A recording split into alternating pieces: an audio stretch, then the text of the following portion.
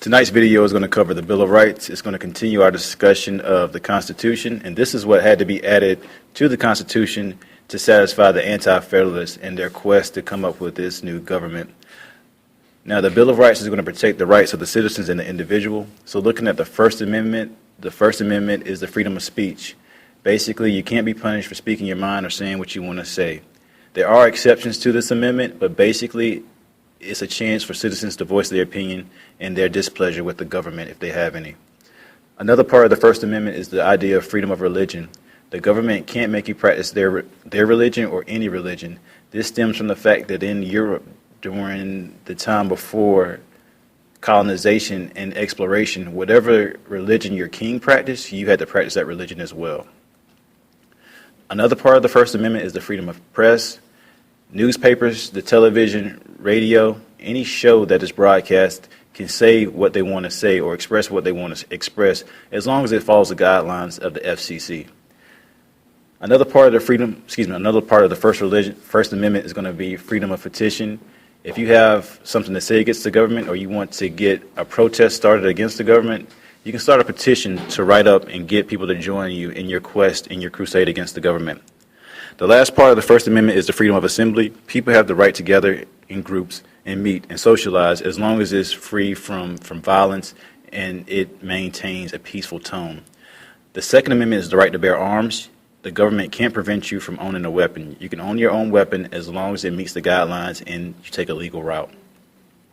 The Third Amendment, dating back to colonization and the American Revolution, soldiers were living in the houses of the colonists. The colonists didn't like that, so they made sure to include the Quartering Act or the no quartering policy in the Constitution, so the government can't force you to house or feed soldiers. The Fourth Amendment protects you from unreasonable searches and seizures. That means the police, any law force, cannot search you unless they have probable cause or they have a warrant.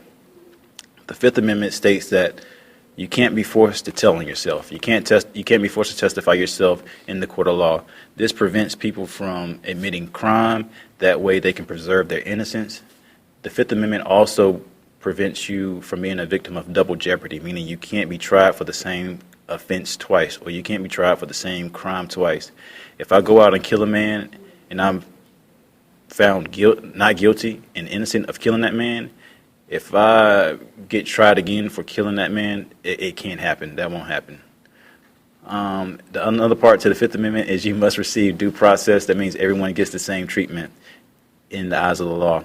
The Sixth Amendment is going to be a rapid fire. You have the right to a speedy trial. You have to be told what you're being charged with. You can confront your witness or any witness in a court. You can present your own witnesses, and you have the right to a lawyer.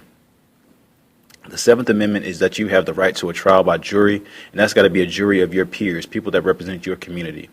The Eighth Amendment is that the government can't force you to pay excessive bail, meaning if your crime and your bail have to match, you can't get arrested for simple theft and be put on $1 million bond. That's unfair. Also a part of the Eighth Amendment is that you can't be punished in cruel and unusual ways. You can't be tortured and all that stuff. The Ninth Amendment is that people have the powers that are not listed in the Constitution. People and citizens have rights and they have powers even though they're not explicitly written in the Constitution.